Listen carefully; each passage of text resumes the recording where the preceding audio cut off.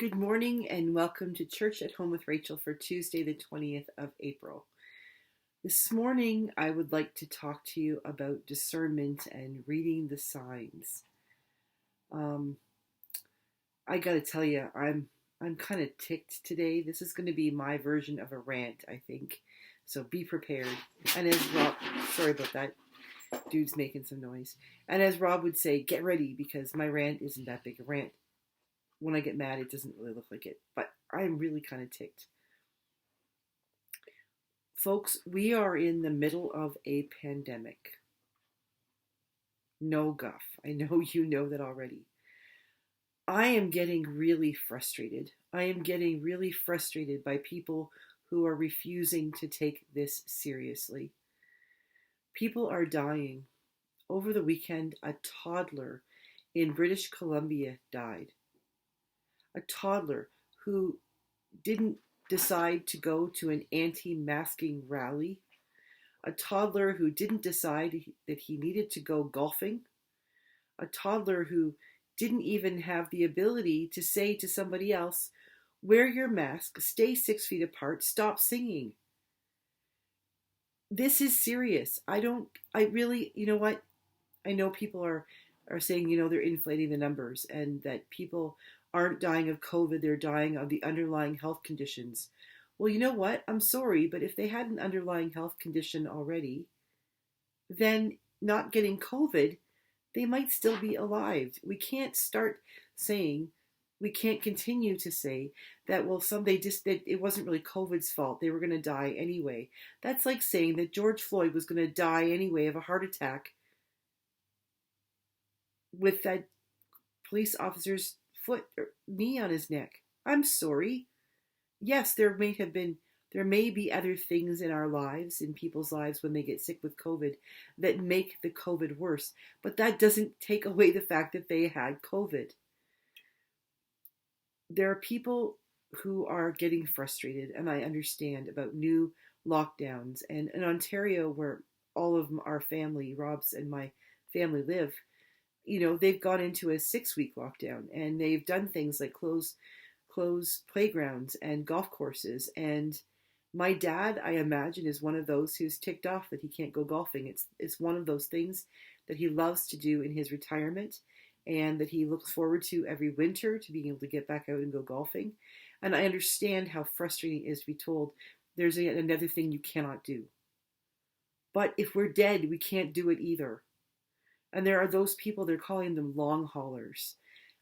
Those are not folks that are truck drivers who are driving across the country. Those are people who picked up COVID somewhere along the line, may or may not have ended up in the hospital or at ICU, but have contracted other problems that are not going away, or at least are not going away quickly. Can you imagine, even if you only had a mild case of COVID, but think about if you had that annual flu that you get, that you're coughing and you're sore and you have no energy to get up and go to work. Imagine if that continued on for months, or worse yet, caused damage to your lungs that can't be fixed. Sorry, dude's moving the table again. The signs are there. The signs are there saying to us, we need to slow this down. We need to take action. I said I was going to talk about discernment and reading the signs. I mentioned yesterday in my church at home that part of discernment is when you think of something yourself and without telling another person, someone else comes to you and says the same thing. Have you thought about, for people becoming ordained clergy, you think of it yourself, you believe that you're called by God. And when someone else unsolicited comes to you and says, have you ever thought of that? That's part of the discernment process of, am I hearing God or is it my own idea? If someone else hears it as well without me planting the seed, then maybe indeed it is God. Well, that's discernment. We read the signs of the times. We look around. We see what's happening. We interpret what's going on around us. And folks, what's going on around us is a pandemic that is not stopping. We have millions of people in Canada who have received their vaccination, and yet thousands of people every day are getting sick. More and more people are in the ICU. On the news last night, they were talking about the fact that decisions, we might get to that point where decisions need to be made by doctors about who will get help. And people can get angry about that. And that's not ethical. That's not moral. That's not right. Well, neither is it right that we have so many people who are making really stupid decisions who then end up in the ICU or in a hospital bed, in a hallway in a hospital because we have so many people who are sick. We don't have space. And what about our first responders? What about those frontline workers, our doctors and our nurses? And of course, all of the people who put themselves out, into the line of fire when they're working in grocery stores or, pharmacists and people who have to do the essential work. I understand that. But those people who have to go into work every day to face the fact that the person that they're taking care of may not make it through the day, may not ever come off the intubated breathing. What are we doing to their bodies? What are we doing to their souls? Because we need to golf, because our children need to go out and play with other children as we as parents sit together and talk to each other sitting on park benches because it's necessary for our mental health. I'm sorry, I know that mental health is so important and this is so hard and it's people are losing jobs and there are things that we can do to fix that. We can lobby our government for the for that the universal wage. We can tell our governments, you know what, we will take on the bigger debt later if it means that we can help everybody get through today. We can do this. But we need to start taking care of each other. We need to take care of ourselves. I was asked a really good question the other day at our annual meeting about why am I not going into the nursing homes or the long-term care facilities when everybody in the facilities has already had their vaccinations and some of the restrictions have been lifted. Well, I haven't received my vaccination. And I'm concerned about that because just because you have received your vaccination doesn't mean that you're not a carrier of the virus. You can still infect someone else. It means that you're not going to get as sick if you get COVID. It doesn't stop you completely from getting it, and it certainly doesn't stop you from passing it on to someone else. I have an underlying health condition. I'm type 2 diabetic. I deal with it. It's part of my everyday living. But I am not going to knowingly put myself in a position where I could get sick in a way that would hurt me. There's no reason to. Yes, it's hard for me to not be in the nursing homes or at the hospital or in people's houses visiting them. That's what I do as a priest. And I haven't been able to do that here in Wainwright and Edgerton. But the fact is that if I were to do that for one person and I got sick, or worse yet, if I went into that one person and I was sick, how would I ever live with myself knowing that I caused someone else to be sick? Yeah, it's hard to have lockdowns. It is hard to be told you can't go golf or you can't play on the playground or you have to stay home. You can't have your kids come over or your grandkids come over. It's hard, I know that, and this is not ending quick enough for us. And even with the vaccinations, I believe are helping, but can you imagine what our numbers would be now if the millions of Canadians who have been vaccinated hadn't been? The pandemic is not over. We need to do our part. We need to read the signs of the times. Just a week and a half ago, the MD, the Municipal District of Wainwright, which includes both Wainwright and Edgerton, was down to 4 people with COVID. As of last night when I went to bed, we're up to 21. And that doesn't seem like a lot, but there are not that many people who live in the MD of Wainwright. And somehow or other, it's gone from 4 to 21 in a week and a half.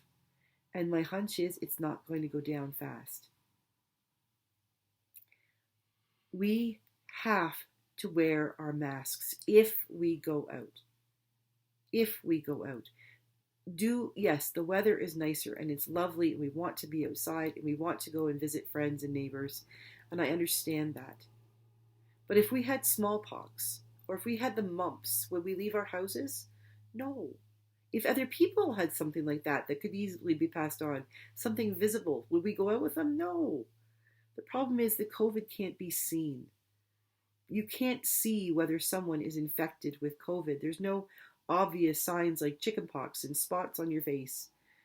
And so I'm watching as neighbors are having friends come over for dinner. Kids are playing together on the street. They wear their mask when they get on the bus to go to school, and they wear their mask when they get off the bus. But when they're playing together, playing basketball, breathing on each other, having fun outside after school, they're not wearing their masks. This is important. Until everyone is both vaccinated and we get this pandemic under control, we have to suck it up. We have to acknowledge that, yeah, this is rotten. We have been a whole year being told we can't be with family and friends. But you know what? There are people in our community who remember, not many left, but some who remember things like World War II.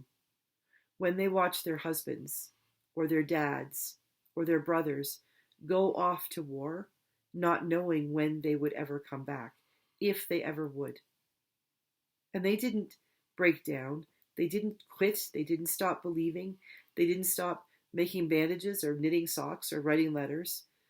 They lived every day hoping and praying that this would be the last day of the war. But they continued to march forward. We need to do this. We do not know when this war on COVID will end, but we do know there are things we can do. And I am asking you, as a fellow Christian, as a priest, as a pastor, as a citizen of this country, stop being frustrated and acting out. It's okay to be frustrated. It's not okay to forget to wear your mask or to go out because, you know what, I've been stuck in the house for too long. I don't want to bury you. I don't want to have to stand with a few other people and not be able to walk up to them and hug them. I don't want to have to see you standing by yourself as you say goodbye to someone that you have loved, or as you watch as they get sick and there's nothing you can do. So please be discerning. Read the signs of the time and do what you have to do. Grumble against the government if you want. But how about we start pleading with Jason Kenney in Alberta to lock us down? How about we start saying it's not about the economy, it's about life? So there you go, folks. That's the utmost of my rage. It doesn't get much worse than that. But I'm really ticked. We need to smarten up, all of us, myself included. There are things that we can do that would help this pandemic to end faster, and we need to start now. Please be safe. Stay home. Make a phone call instead of a visit. If you have to go out to get groceries, to pick up your drugs for your prescription from the pharmacy, to pay your bills, wear your mask. Double mask if you can. But for heaven's sakes, stay away from people. Be patient. Trust the people who are making decisions and give them permission to make good decisions and not feel pressured to make the popular decision. Please, let's love each other more than we love playing outside or meeting at restaurants. Please take care of yourself, and together we can take care of each other. In Christ's holy name I pray and I beg of you. Have a good day, and I will see you tomorrow for Church at Home, and hopefully I'll be calm. Thank you for listening. Have a good day, everybody.